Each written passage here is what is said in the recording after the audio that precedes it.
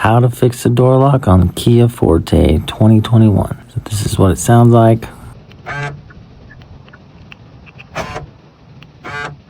So first roll your window down about halfway and then pry out this part up top.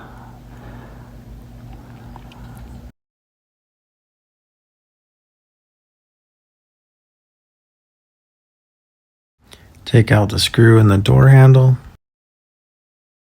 And then all around the sides, you'll have these green pop-out plastic parts that you pry out and then lift up on the door panel.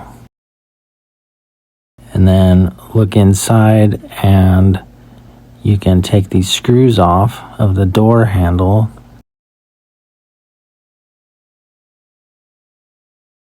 and then take the door handle off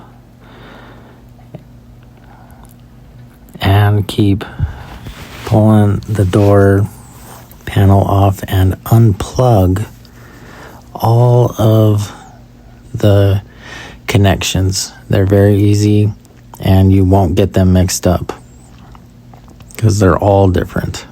And then take the screws off of this other part of this panel and then go all around the side.